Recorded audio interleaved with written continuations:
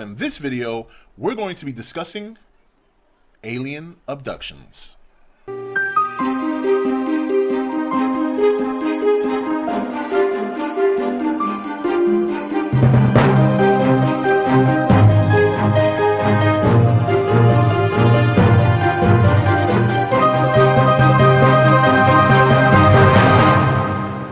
Okay, guys, welcome back. So, after the first two conspiracy videos I did, they did much better than most of my conspiracy videos in my ODT, and a lot of people requested me to stay on this topic and then keep going with it. So I'm definitely going to do that because it's something I love to discuss. I do find entertainment value in these kind of topics. I'm not as extreme as some people out there that believe in them, and I'm not as extreme as some skeptics are to debunk them. I just love discussing it.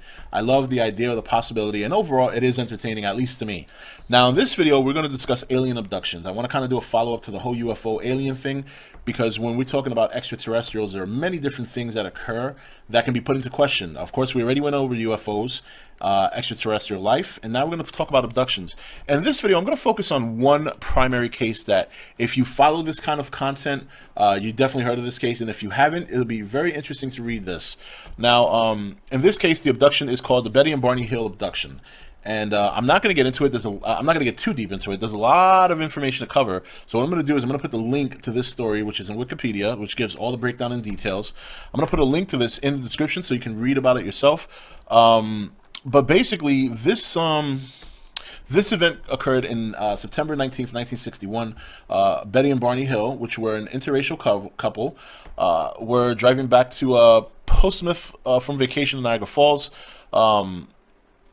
They were going through New Hampshire, and basically Betty was watching a light or some sort of orb, which seemed at first she thought was either a comet or a shooting star, until she noticed that it was making erratic movements, and it consistently had been following her and Barney for some time. And at one point she had asked Barney if she could stop the car off the side of the road so she could watch the object, but they also wanted to take an opportunity to walk their dog. Well, they got back in the car and they continued on their trip. Now, before they continued on, Barney had taken a look at the object from his binoculars and insisted it was a plane until he saw it descending upon them and getting closer. And not that it was right in front of him, but he could tell that it was getting closer and coming lower down. It continued to follow them for some time until finally it basically not landed, but it stopped in front of them, above them, about what he described was about 300 feet and about 80 feet in front of him.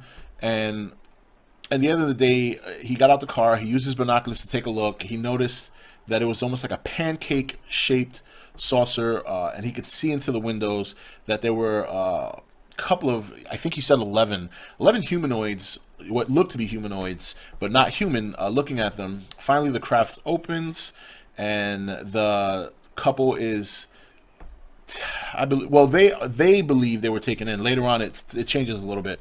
They were obviously tested upon, things of that nature. But what happened was they found themselves.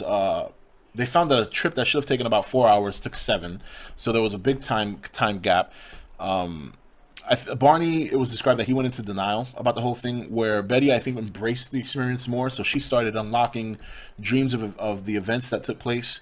Some of those dreams she remembers being escorted by, I think, 6 men who were not very tall, about 5 feet to 5 feet 4 inches tall. And basically they were trying to soothe her, calm her nerves, and she was able to look back and see her husband not too far behind her, also being escorted. They were taking onto the craft, separated. He went one way, she was taken another way, and they were conducting tests on her. And for the most part, they seemed like normal tests that a doctor would do, but there were some odd things that took place. For example, she had recalled that her navel was a needle was inserted into her navel to test her nervous system. I believe they took samples of her skin, so they scraped her skin a little bit. They didn't describe that as being painful, but it doesn't sound like it's pleasant. She also mentioned that they were talking to her, trying to calm her down, and when they finally finished the exam, she had reached over and grabbed what seemed to be a book with strange markings on them. The one alien, or I should say, well, I'll just say alien. There's no need in being secretive. We know what they are, or at least what we're referring to. Asked her if she wanted to keep the book, and she obviously was going to take it. And then she asked them where they were from, and the alien had, I guess, hit a button or something, and it showed like a hologram, and it was like a star map, and he showed her where they were from. So, and those right there, those events were events that she described in her dream. Now, over time, they went to hypnosis sessions, and Barney started finally coming out with his side of the story. To make a long story short, both their stories were very similar, almost identical. The only discrepancies were with Betty's dreams and Betty's recounting of the actual events that took place. But I think the most important thing was the fact that both their stories were very, very on point. In fact, I think they said they were identical. I don't think there were any discrepancies. And the dreams could easily be explained as, when you dream of something, you're going to alter things. If you dream of something that actually happened, it's not going to be verbatim. It's going to be different because your mind is in a different unconscious state. There might have been other things you thought about that could be included in that, what have you. I'm no expert. I'm just speculating. Now, the interesting thing about this story is the fact that these people were normal people. They weren't UFO enthusiasts. This happened in 1961, and at this time, while UFOs had just come out to the scene, abductions were very rarely reported. And the other thing was they were this normal American couple. At that time it was abnormal to have an interracial relationship, but for the most part, they described their relationship as perfectly fine. Their families got along. There were no issues. And he worked for the Postal Service.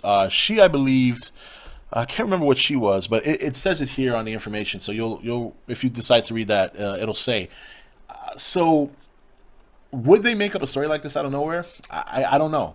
And the interesting thing is, when you go down to the section where it talks about people who were skeptical about their story, even the skeptics had very poor explanations as to why they believed their stories were false. For example, a gentleman named Brian Dunning reported that the hypnosis sessions occurred over 2 years after the reported abductions.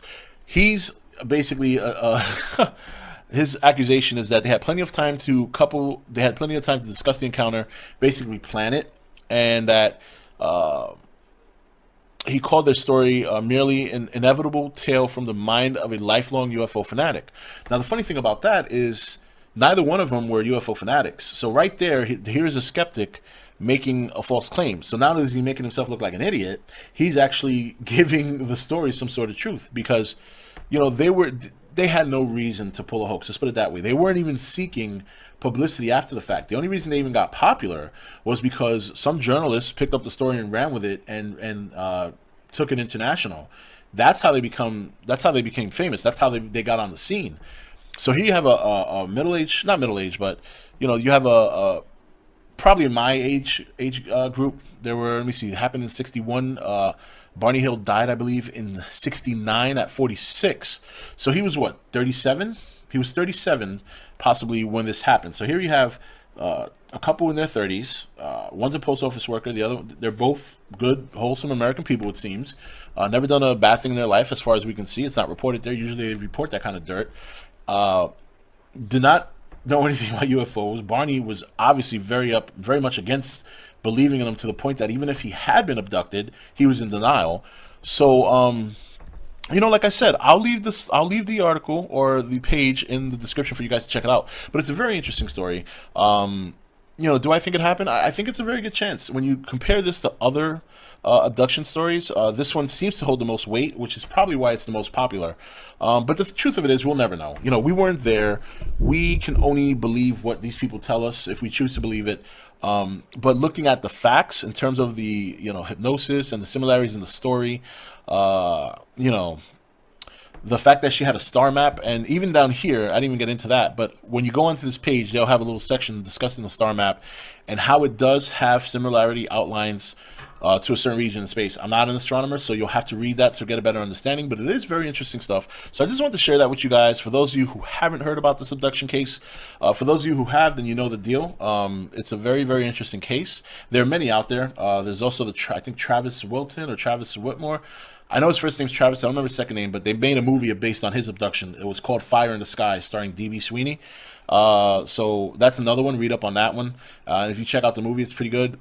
But you know, interesting stuff, interesting stuff. So I just want to share that with you guys, get you guys thoughts on that, especially if you've never heard the case. If you've never heard the case, check out the Wikipedia page. I'm going to leave in the link, and then come back to the comments and let me know what you think. I want to hear what you have to say about it. But outside of that, very interesting stuff, guys. So anyway, that's it for this video. Hope you enjoyed it, and I will see you on the next conspiracy theory video. And if there's a certain topic you want me to cover, just let me know. I'll be more than happy to do it. Have a good one, guys, and I'll see you next video. Hey guys, welcome to Entertainment Talk Nation. I'm your host Rob, and this video we're going to be discussing alien abductions.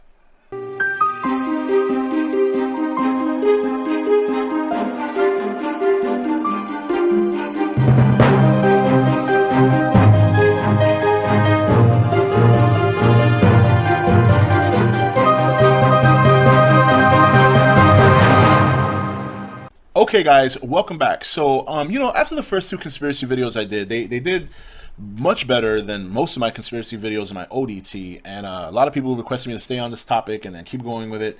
So I'm definitely going to do that because it's something I love to discuss. I do find entertainment value in these kind of topics. I'm not as extreme as some people out there that believe in them, and I'm not as extreme as some skeptics are to debunk them. I just love discussing it. I love the idea of the possibility, and overall it is entertaining, at least to me.